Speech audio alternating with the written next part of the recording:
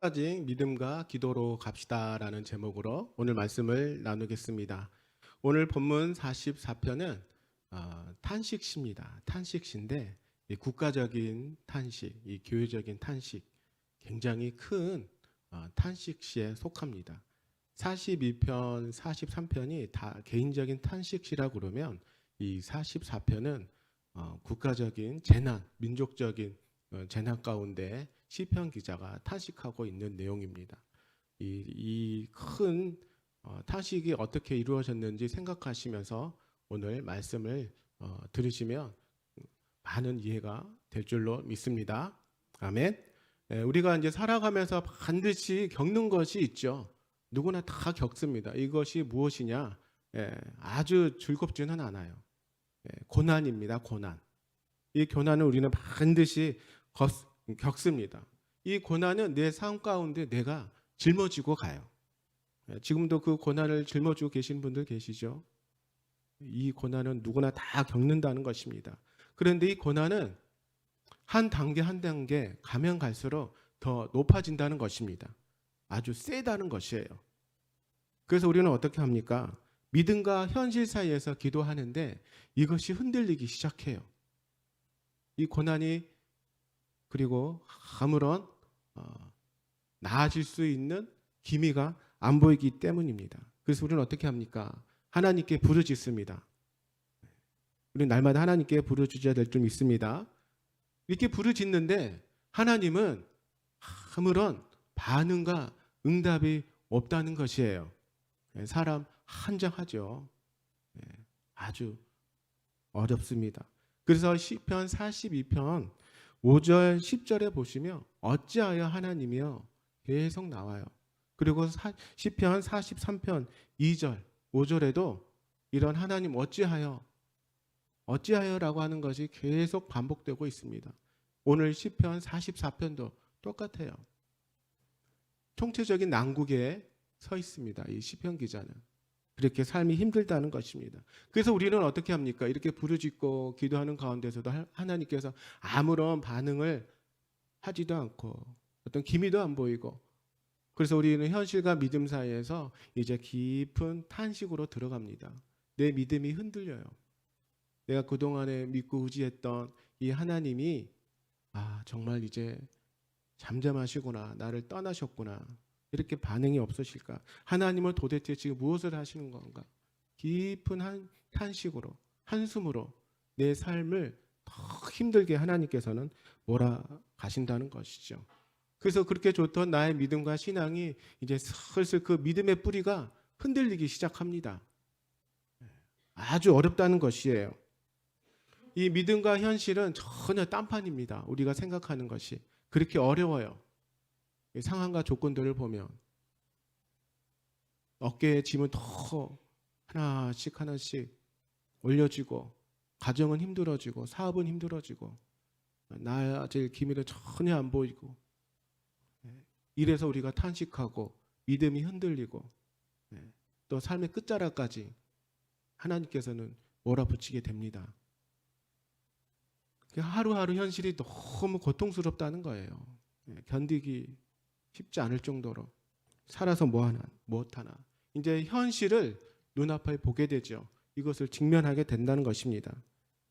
지금 눈앞에 얼마나 이 시편 기자가 힘든지 그것을 한번 보겠습니다. 얼마나 심각한지 그 탄식이 오늘 본문 9절부터 16절까지 이 시편 기자 탄식이 나와요. 우리 9절 한번 읽어보실까요? 오늘은 9절부터 한번 보겠습니다. 9절 시작.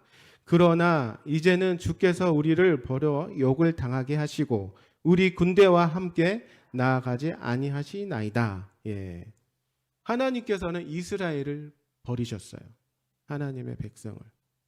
그러나 우리가 9절에 잘 보셔야 될 것이 그러나 이제는 시작돼요. 그러나 이제는. 근데 그러나 이제는 그 전에는 하나님께서 다른 분이셨다는 것이에요.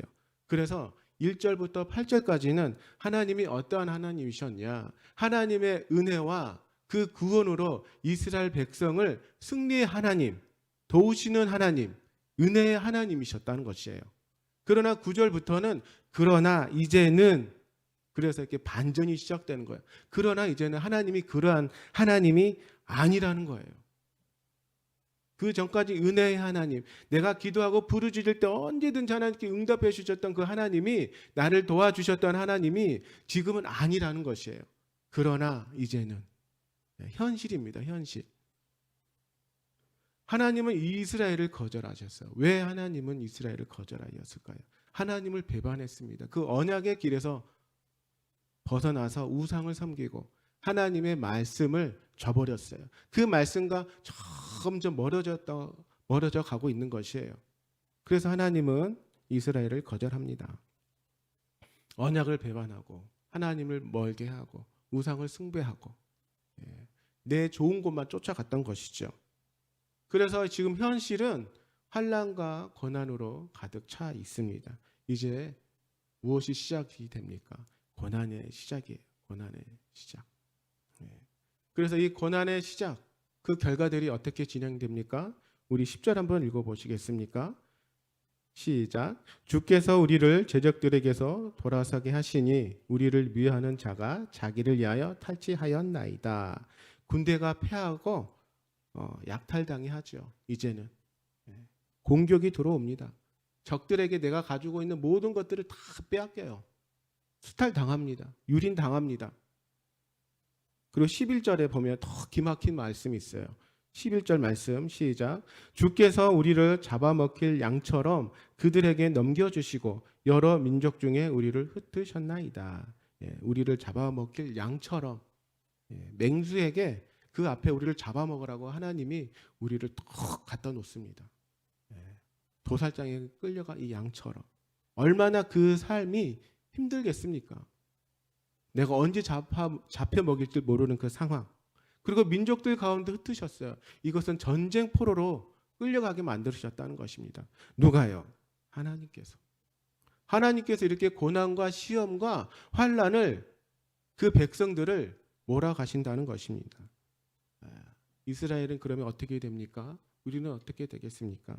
그 12절에 그 답이 있어요. 읽어보실까요? 12절 시작. 주께서 주의 백성을 헐값으로 파심이여 그들을 판 값으로 이익을 얻지 못하셨나이다. 헐값으로 팔아버립니다. 하나님이 그 값을 제대로 받지도 않으셔요. 그냥 그 백성, 주의 백성, 하나님의 백성을 헐값으로 팔아버립니다. 지금 이 현실을 누가 몰아가고 있습니까?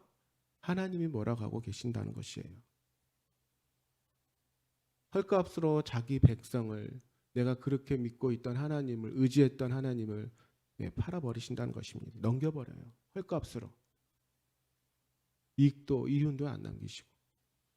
이런 하나님을 이해할 수 있습니까? 이런 하나님을 내 하나님이라고 받아들일 수 있으세요? 현실이 이렇다는 겁니다. 현실이. 하나님을 우리가 참 하나님 믿고 교회 나오면 하나님은 정말 은혜로운 하나님.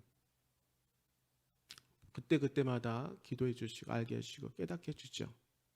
그러나 1년이 지나고 나면 2년이 지나고 나면 이제 그때부터는 하나님이 슬슬 작업이 들어갑니다. 고난의 길로 들어가게 하죠. 그게 가면 갈수록 그 단계가 높아져요. 왜 그럴까요? 하나님은. 왜 하나님은 이런 헐값을 우리 팔아버리실까요? 그게 이제 13절, 14절. 이 헐값에 팔린 양들이 당하는 삶입니다. 우리 13절, 14절 한번 읽어보실까요? 시작. 우리를 둘러싸고 조수하고 조롱하나이다. 주께서 우리를 뭇백성 중에 이야기거리가 되게 하시며 민족 중에서 머리 흔들림을 당하게 하셨나이다. 이웃에게 욕을 당하죠. 심지어는 가족 중에서도 얘가 욕을 당하고 수치를 당하고 조롱합니다. 조롱당하죠. 누구나 다 겪습니다. 그리고 민족적 수치를 당하죠. 이 모든 수치가 고스란히 누구에게 옵니까? 15절, 16절에 고스란히 누구에게 오는지 한번 보실까요? 자, 15절, 16절 시작. 나의 능욕이 종일 내 앞에 있으며 수치가 내 얼굴을 덮었으니 나를 비방하고 욕하는 소리 때문이요 나의 원수와 나의 복수자 때문이다. 그 비난과 수치는요 고스란히 나에게 옵니다. 나예요. 우리 가족도 아니고 그 모든 민족적 고난 수치가 고스란히 나에게 옵니다. 나의 능력이 매일 내 앞에 있어요. 그 수치가 얼마나 힘듭니까? 그 수치가 내 얼굴을 덮었다고 합니다. 살 수 있겠습니까? 비방해요. 욕해요. 조롱해요. 내 원수, 내 복수자 때문에 얼마나 쉽지 않는 삶입니까? 그럴 때 우리는 어떻게 합니까? 우리는 하나님 앞에 기도하죠. 하나님, 왜 이러십니까? 저는 아무런 죄가 없어요, 하나님. 저는 아무것도 한 짓이 없어요. 그런데 왜 내 삶을 자꾸 이렇게 힘들고 풀리지가 않습니까? 그 항변을 하죠. 아주 강한 항변을 해요. 왜 고난을 우리에게 주십니까? 이 환난은 나에게 주세요. 하루하루 살기도 힘든데. 17절, 18절, 20절, 21절인데 우리 17절, 18절만 한번 읽어보실까요? 시작. 이 모든 일이 우리에게 임하였으나 우리가 주를 잊지 아니하며 주의 언약을 어기지 아니하였나이다. 우리의 마음은 위축되지 아니하고 우리 걸음도 주의 길을 떠나지 아니하였으나 나는 아무런 잘못한 것이 없다는 것이에요. 하나님을 잊어버리거나 하나님의 언약을 어기지 않았다는 것이에요. 그리고 하나님 길에서도 벗어나지 않았다는 것이에요. 그런데 하나님 왜 나에게 이런 고난을, 환난을 주십니까? 19절에도 보면 주께서 우리를 승량의 초소에 밀어 넣으시고 우리를 사망의 그늘로 덮으셨나이다. 이 승량이 늑대 이런 궤과죠. 그 앞으로 밀어 넣으셨어요.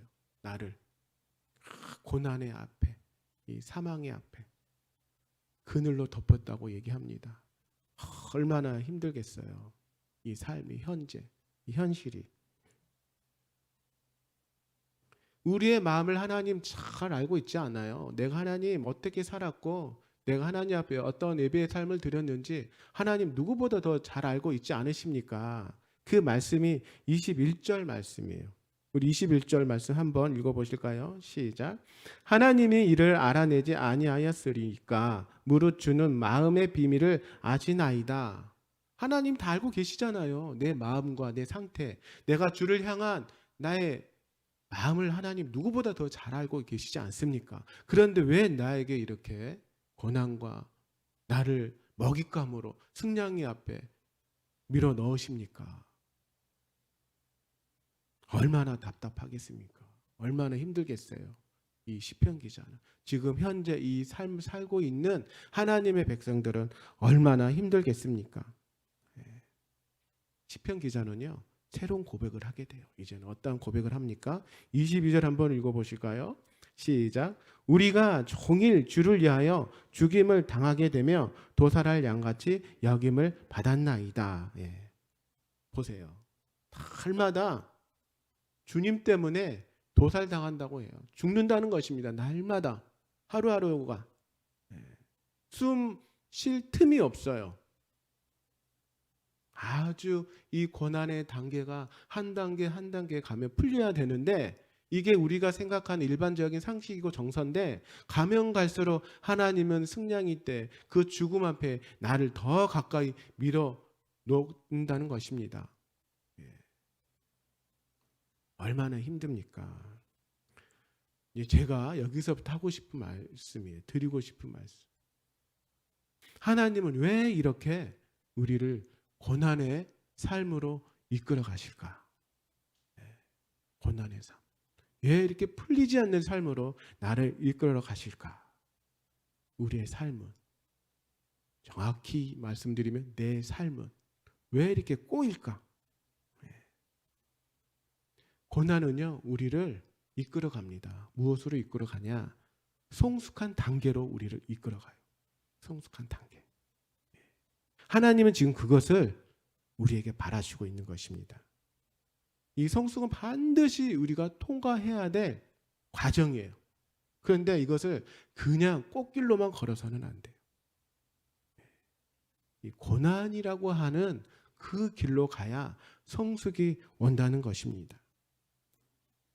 신앙적인 성숙과 인격적인 성숙은 같이 갑니다. 절대 분리될 수가 없어요. 이 두 가지 성숙은 같이 간다는 것을 기억하시기 바랍니다.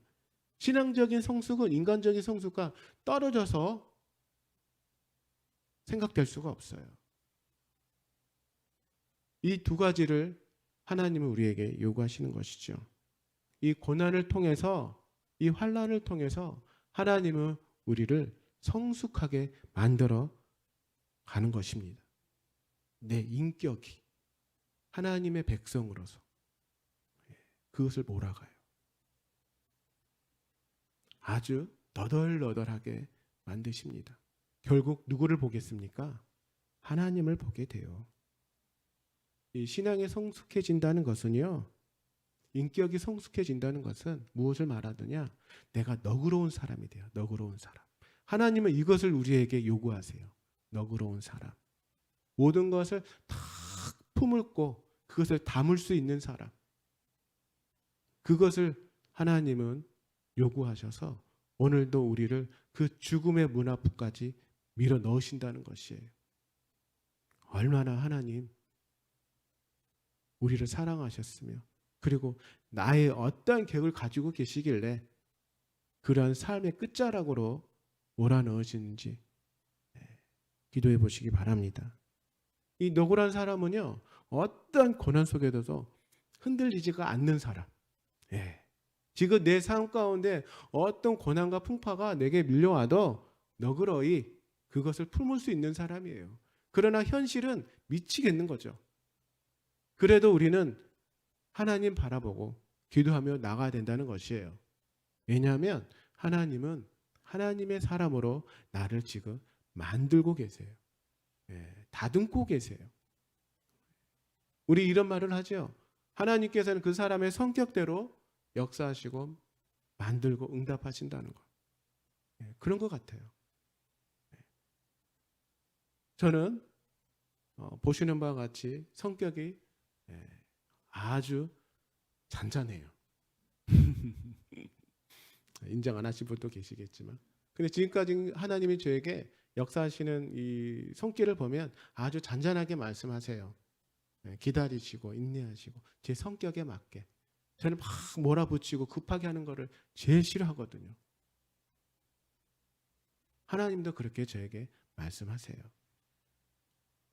하나님은 우리를 이렇게 하나님의 뜻 가운데 계획하신 대로 이끌어 가시기 위해서 우리를 몰아가십니다. 어떤 사람이 되기 위해서? 너그러운 사람이 되기 위해서. 근데 우리가 기억해야 될 것이 있어요. 정말 중요해요. 이 환난과 고통이 모든 것이 오는 것은, 그리고 이것을 헤쳐나갈 수 있는 방법은 내가 하나님 앞에 바로 서 있어야 된다는 것이. 이 말뜻은 하나님의 모든 것을 주권을 내가 인정해야 돼요. 인정해야 된다는 것입니다. 하나님을 인정하시기 바랍니다. 그럴 때 하나님 앞에 내가 바로 설 수 있고, 어떠한 환난과 고통이 내게 닥쳐와도 내가 이겨낼 수 있는 너그러운 사람이 되는 것이에요. 오늘 본문 마지막 절에 그 너그러운 사람, 이 국가적인 총체적인 난국에서도 하나님을 끝까지 바라고 기도하는 이 시편 기자의 말씀이 있어요.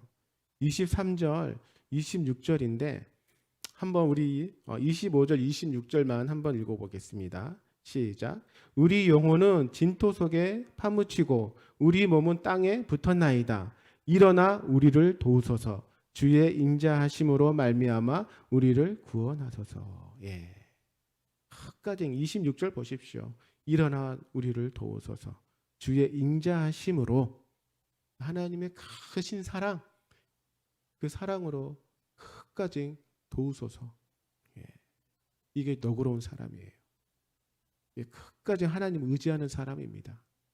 우리가 이러한 삶을 이 시대에 현실에서 살아내야 된다는 것입니다. 내가 끝까지 하나님 믿고 의지할 때에 믿음으로 기도할 때 흔들리지가 않아요. 흔들리지가 않아요. 하나님을 향한 간절함이 있어야 돼요.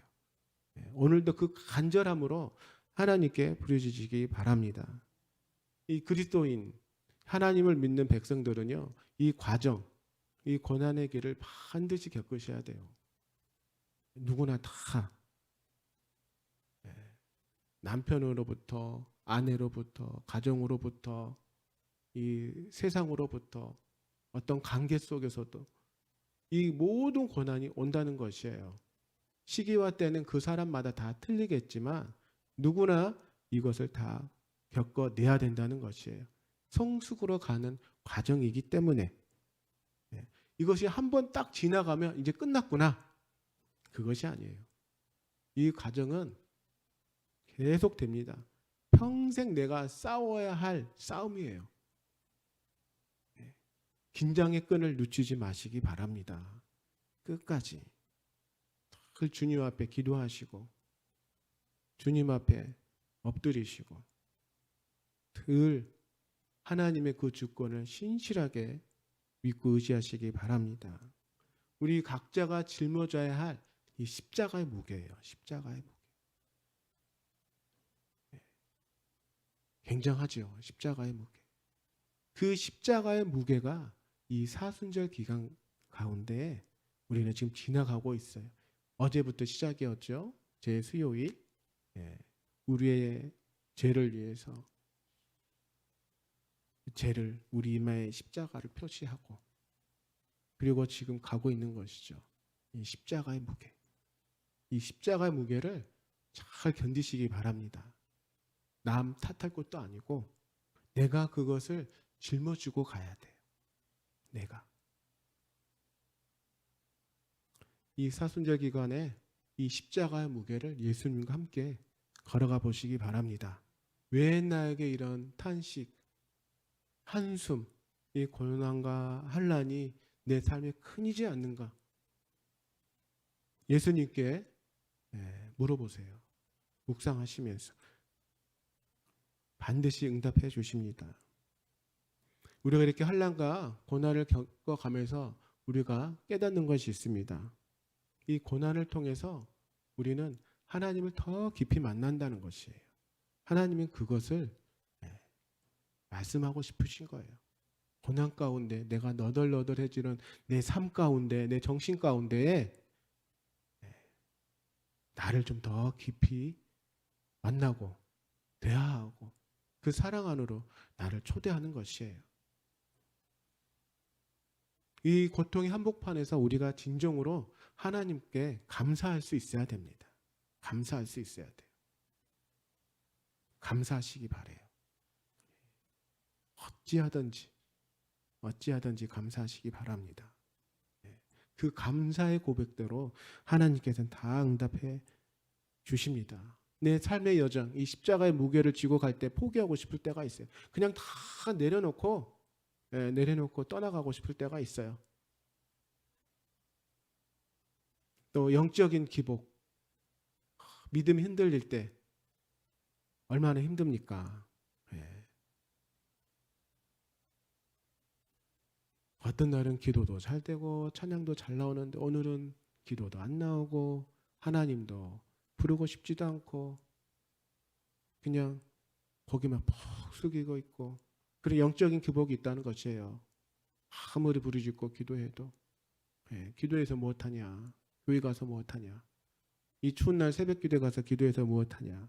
이런 영적인 기복이 있다는 것이에요. 이 환난과 고통 속에서 내 삶이 순탄하지가 않아요. 이 고통의 시간 속에 무너지죠. 그러나 반드시 기억하시기 바랍니다. 하나님께서는 이 순간에도 나와 함께 하고 계세요. 나와 함께 하고 계세요.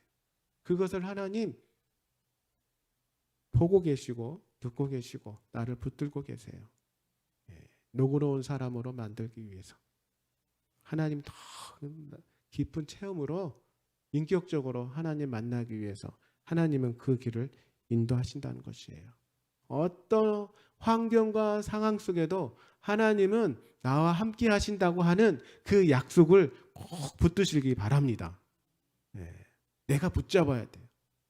하나님 늘 나와 함께 계시고 나를 붙들고 계세요. 문제는 내가 그것을 놓냐, 놔버리냐. 그래도 그것을 어떻게 해서든지 하나님 그 옷자락 끝까지 붙들고 가느냐, 그 차이입니다. 하나님의 그 신실한 약속을 붙드시기 바래요. 하나님께서는 이 시간이 지나면, 고난의 시간이 지나면 내가 하나님을 바라보는 시선, 세상을 바라보는 시선, 내가 하나님에 대한 그 마음의 인격들이 한 단계 높아집니다. 모든 것을 다 포용할 수 있어요. 안을 수가 있어요. 그런 사람으로 만들기 위해서 지금 하나님은 나를 더 극한 삶의 현장으로, 그 믿음의 현장으로 나를 몰아놓고 있습니다. 끝까지 포기하지 마시고 그 인자하신 하나님을 끝까지 붙드시기 바랍니다.